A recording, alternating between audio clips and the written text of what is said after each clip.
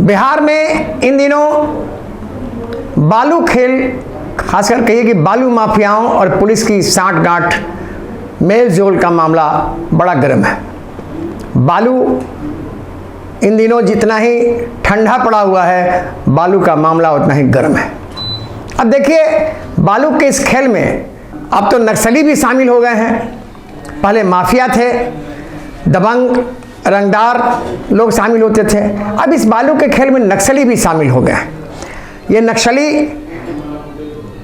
बालू के माध्यम से अपनी आर्थिक स्थिति मजबूत कर रहे हैं।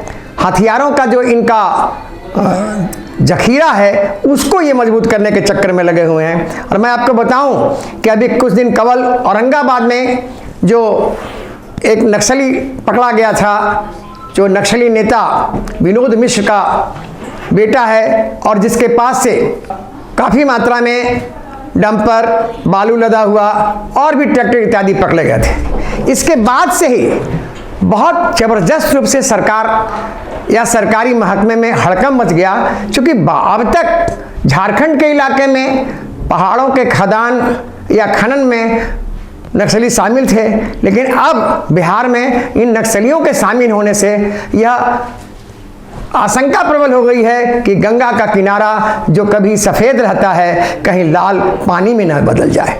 इसे लेकर सिर्फ राज्य सरकार ही चिंतित नहीं है, बल्कि इसे लेकर केंद्र सरकार भी चिंतित है। और इसीलिए जो केंद्र सरकार की सुरक्षा एजेंसियां हैं, जो केंद्र सरकार की आसूचना एजेंसियां हैं, खासकर आईबी या अन्य जो खुफिया एजेंसियां हैं, उनको लगाया गया है और उनकी एक बहुत बड़ी रिपोर्ट भी है।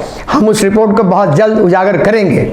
लेकिन इन नक्सलियों के साथ ही पुलिस, यूँ कहिए कि बालू माफियाओं के साथ ही पुलिस का गठजोड़ जो उजागर हुआ है वह सिर्फ अभी कुछ इलाकों में ही दिखाई पड़ रहा है, और खासकर उन इलाकों में जहां नक्सली और बालू माफिया बहुत ज़्यादा रूप से सक्रिय रहे। औरंगाबाद का इलाका जो नक्सलियों का इलाका है, जहां पे नक्सली अपनी काफ़ी पैठ में रहते हैं, और वहाँ पे अभी जो वहाँ के एसपी थे सुधीर पोरिका साहब, उनको पहले तो हटाया गया वहाँ से, उनके बाद उनको 2 दिन पहले निलंबित कर दिया गया। गंगा और सोन के किनारे का इलाका भोजपुर, जहाँ के राकेश दुबे एसपी थे बेचारे, अभी बहुत 10 दिन करीब मेरे ख्याल से हुआ होगा उनका वहाँ के एसपी बने हुए। वो राजभवन में राज्यपाल के एडीसी थे और बहुत मुश्किल से वहाँ जिला उनको मिला था, बेचारे गए थे और मात्र 10-15 दिन के अंदर ही उनको भी वहाँ से हटा दिया गया और वो अभी सस्पेंड कर दिया गया। यानी अभी बिहार में बालू माफियाओं और पुलिस से साठ-गांठ का जो आरोप ईडी ने प्रमाणित किया है, उसमें बिहार के 2 एसपी, 4 डीएसपी, 1 एडीएम, 4 इंस्पेक्टर और आज 14 सब इंस्पेक्टर को निलंबित कर दिया गया। हालांकि किसी भी राज्य सरकार में, मैं जहां तक जानता हूं, मेरा जो 40 वर्ष का पत्रकारिता का अनुभव है, उसके आधार पे बालू माफिया का खेल तो बहुत दिन से चल रहा है, लेकिन किसी भी राज्य सरकार में इतनी बड़ी कार्रवाई नहीं हुई।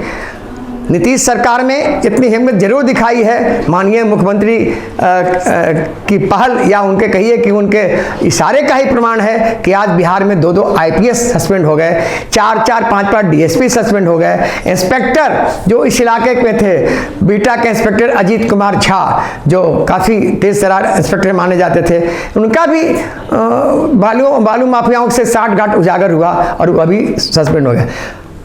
डीएसपी जो पालीगंज के विक्रम के थे, पहले तो उनको हटाया गया, जिला बदल किया गया, दूसरे जिला भेजा गया और बाद में उनको भी निलंबित कर दिया। यह एक बहुत बड़ी कार्रवाई है। निश्चित रूप से यह दर्शाता है कि राज्य सरकार बालू माफियाओं के खिलाफ कड़े कदम उठाने में कहीं, लेकिन एक सवाल यह भी जनता के मन में हर कर रहा है कि बालू माफियाओं का खेल जो है या बालू की तस्करी का खेल जो है वह सिर्फ पटना, भोजपुर या औरंगाबाद में नहीं चल रहा है। बालू का बड़ा खेल बेगूसराय में हो रहा है, बालू का बड़ा खेल भागलपुर में हो रहा है, बालू का बड़ा खेल कोसी के इलाके में हो रहा है। आखिर वहां के लोगों पर एक कार्रवाई क्यों नहीं हो रही? आखिर वहां के अधिकारी क्यों नहीं नापे जा रहे हैं? ये सवाल मैं नहीं कर रहा, ये सवाल न्यूज़ भारतवर्ष नहीं कर रहा है, ये सवाल जनता कर रही है न्यूज़ भारतवर्ष के माध्यम से। हम चाहेंगे कि सरकार भी इस सवाल का जवाब दे और हम सरकार की बातों को जनता तक न्यूज़ भारतवर्ष के माध्यम से पहुंचाएं। कैमरा पर्सन मोहित के साथ SN श्याम, न्यूज़ भारतवर्ष, पटना।